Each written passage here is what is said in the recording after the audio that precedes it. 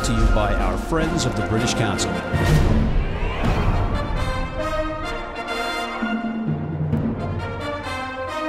Hey everybody, and welcome back to Rugby Wrap-Up at the Fantasy Sports Network, Studio 34 here in New York City. That's right, Rugby from New York City. But we are global and have Mr. George Hook calling in from Ireland. We have the Scotsman, Steve Lewis, in the studio, along with the Englishman, Martin Pengelly. And we have Six Nations Rugby, gentlemen. But first, let me welcome Mr. Hook in from Ireland. George, how are you?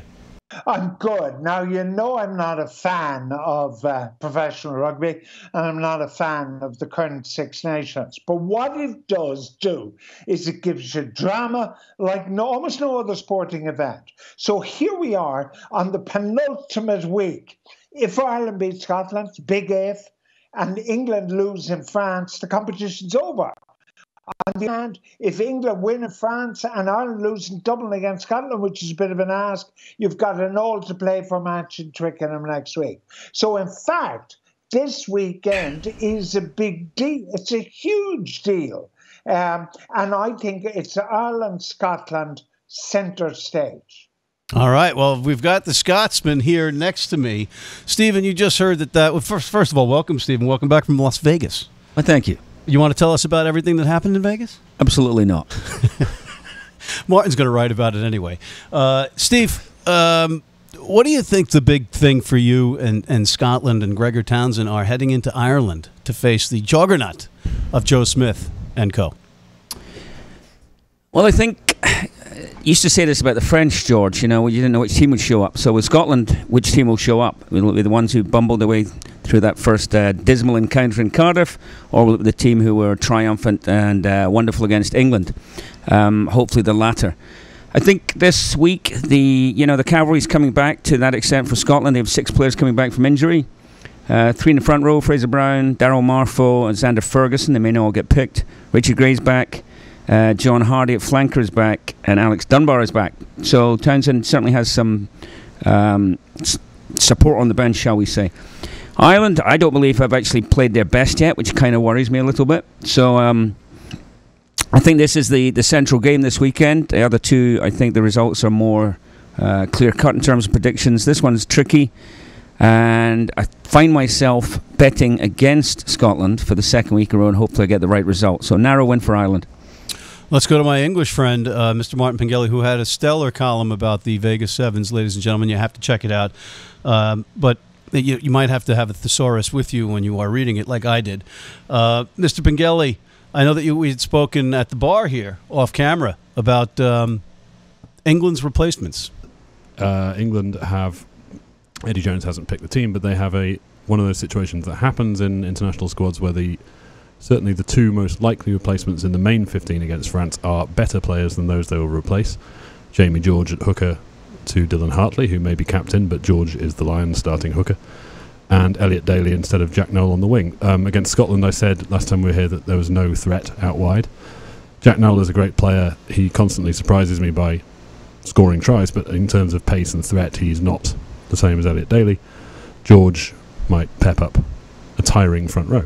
So I think that is 2 injuries there that could help. On the bench, Sam Underhill is injured. James Haskell likely to come in less good in terms of the breakdowns that we talked about last week. But it encourages me. I've got a bad feeling about the game because I have a bad feeling about England these days, but I'm going to predict England to take it. England to take it. George, let's get back to Ireland for a second, because I know that you're champing at the bit to discuss whether Ireland win or not. Well, to suggest that Ireland have not played their best is actually wrong. They've played their best. They play their best every week, which is rubbish.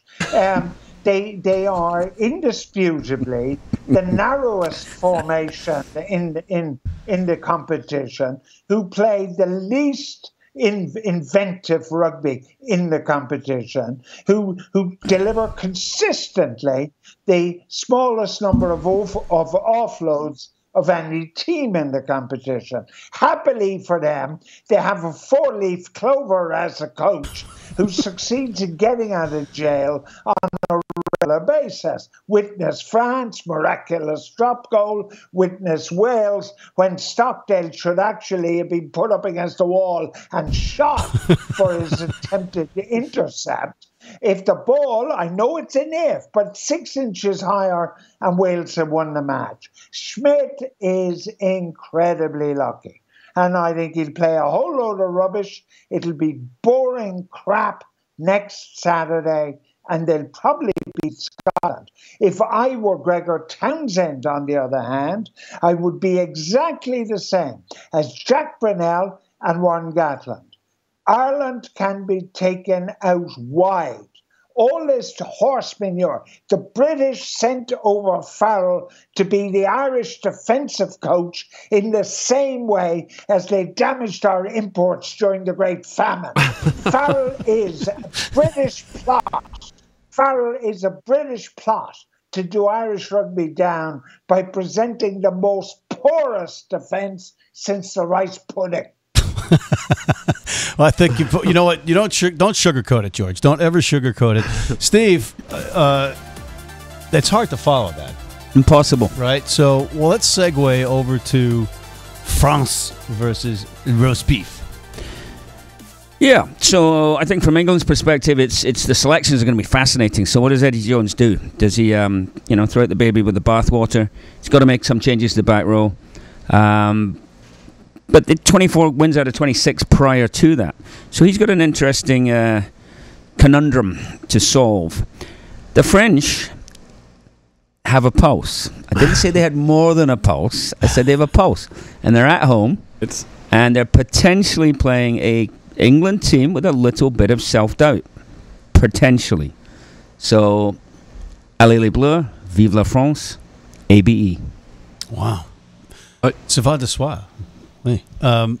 Martin, one of your colleagues wrote an article about I think it was jelly legs. After an English Lions tour, how the English players have jelly legs more than anybody else because England historically has not won a Six Nations after this. After the Lions tour, Rob Kitson wrote it, a wise man.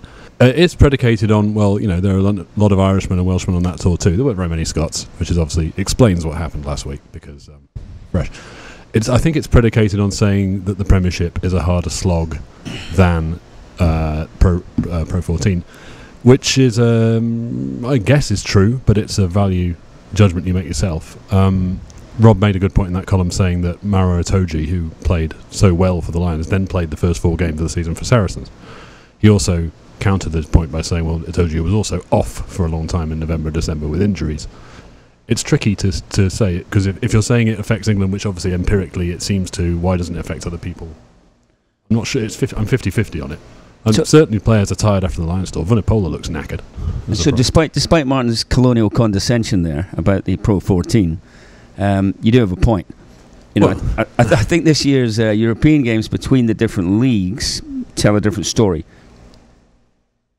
You're talking about the week in, week out attrition that, say, playing Benetton or Zebri or someone as opposed to playing.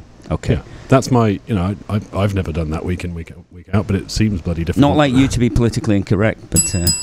Okay, all right, I have to interrupt this one. You two could go on this one forever. But we've had George's eyes are rolling in his head back in Ireland. George, before we have to end this soon. I'm getting barked at, but we got to get to predictions. But before we get to predictions, I want to say that, you've questioned the health of the centers of Ireland, and I've been screaming for Ford to be benched on England and put Farrell at fly half.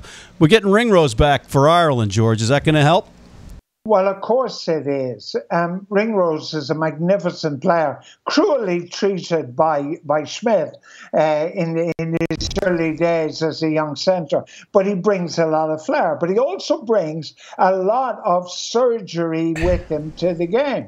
Like Farrell is injured, the Irish Farrell, that is, gets injured in training. This week, we're reading about more players missing the tournament because they're injured in training. Martin's point is absolutely valid.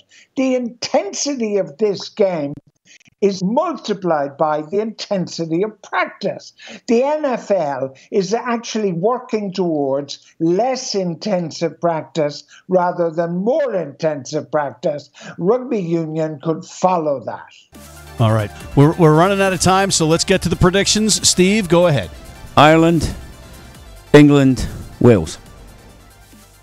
Martin. If France have a pulse, it's very faint and very dull. So England, Wales, Scotland. Scotland will go wide. Scotland will go wide, and if coming off the way they played against England, they shouldn't have a problem with motivation. Dare you, George? Italy will lose, France will lose, and the men in dresses will lose in Dublin. So you're not. Well, I get what you're doing there. You're saying nobody is really winning out of these teams. Yes, well read, my good American friend. Thank you. I'm not as dumb as I look. Close, but not as dumb. I'm going with Ireland. I'm going with Wales, despite the fact that they might have a letdown, but no. I'm never picking Italy again, and I'm going with Wales. I'm going with England because France is just infuriating. You don't know who's going to show up, right? These days it's the crap team. And I will shave my head if Ireland loses to Scotland. You heard it here first. Fair enough? Accepted. All right, challenge accepted. On that note, we're getting yelled at by the gentlemen downstairs who have been once again very patient with us, and I want to thank Mr. George Hook. George, one final parting shot. You got anything? I'm going against my better judgment to the Aviva Stadium with my grandson, and I hope he enjoys it more than I will. Free tickets? I haven't had a free ticket since I came off television. Perfect. Steven, anything? Nothing. Zero. Nope. Zero. He's still got that zombie Vegas look in his eyes. Martin, one final parting shot. Anything? Parting shot. No. Excellent. Great. You guys do understand this is a talk show, right? Okay. On that note, on behalf of Mr. George Hook, the Irish legend, Steve the Lizard Lewis, and Mr. Martin Roger Moore Pengelly, Matt McCarthy for these esteemed gentlemen on Rugby Wrap-Up at the Fantasy Sports Network, Studio 34 here in New York City. And don't forget, you can check us out on all the social media platforms. You can download this as an iTunes podcast as well. And we'll see you next time.